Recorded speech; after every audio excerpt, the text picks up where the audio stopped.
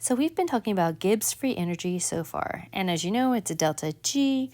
You know that the units for it are kilojoules per mole. And what we've said so far is that when delta G is negative, it's spontaneous, and when it's positive, it is not spontaneous. And as a note, just to be more clear, what we're meaning when we're saying that it's spontaneous is that in the left to right direction. So where that is reactants and that's products, that direction is spontaneous when it's negative. And when it's positive, that's not spontaneous. And so this delta G value can also be a measure of like which direction the reaction wants to go. So when it's negative, it means it wants to go in that direction. And when it's positive, it means that it wants to go in that direction. So those are just some little tips about Gibbs free energy.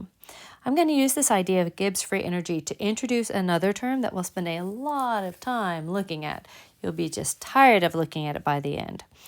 And that other term is equilibrium, and it's represented with a K.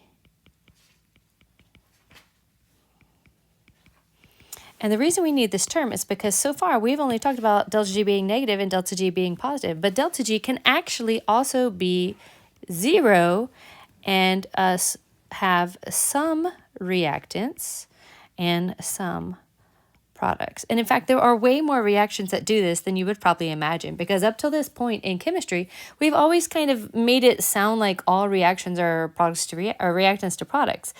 And in fact, there are a lot of reactions that do make products, but they only make a certain percentage of products.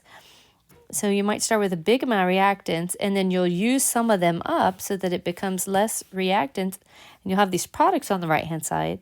But the situation is that those products, after some point, will remake reactants, and they'll start doing this little swapping session where they go round and round and round and round. You can't ever get to all the way products or all the way reactants. And so when that happens, it's this ratio point of products to reactants. And the reaction will just stay that way. And it doesn't matter, like you can put in any amount at a certain temperature, like say 25 degrees, and it will just always make the same ratio. And it's not an equal ratio. Most of the time it's not. It's going to be some kind of different ratio. Lots of products, lots of reactants, but something. And so when that happens, we say that delta G is 0. Because it's saying that, it's not saying the reaction has stopped, but it's just saying that the forward reaction is not necessarily favored over the reverse reaction because both of them are happening at the same time, constantly. And that state of that happening is called equilibrium. And so we'll be talking a lot about this term, but I want to show you the equation that will move us from talking about Gibbs free energy, and it will talk about equilibrium. And so the way we write this, and this isn't even a tricky equation, you just want to make sure you don't lose the negative, is that you take delta G, and we'll put a 0 in there, and that equals negative RT times ln of K. So the K here is the equilibrium, and as a note, it does not have a unit, it's unitless, which is good because it's inside of a natural log, and then you take the natural log, you're going to be losing the unit anyways. You already know that delta G is supposed to be kilojoules per mole.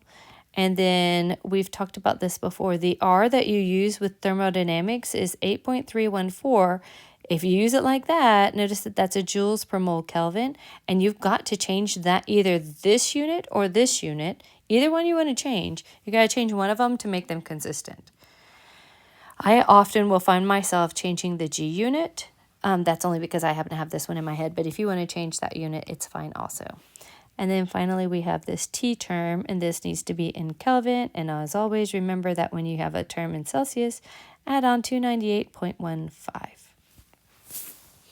And to get from solving from delta G to solving to ln of K, what you'll do is delta G equals negative RT ln of K.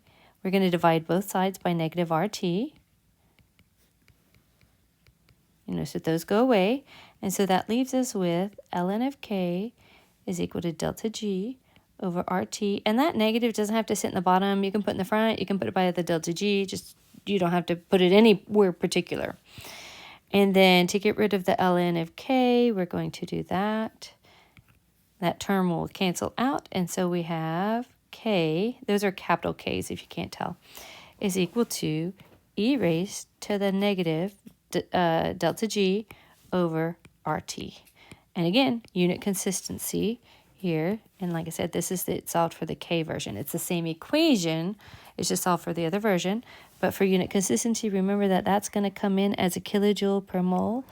And this is going to be a Kelvin. And this is going to be a joule per mole Kelvin. So you're going to have to deal with the unit situation right here and right here.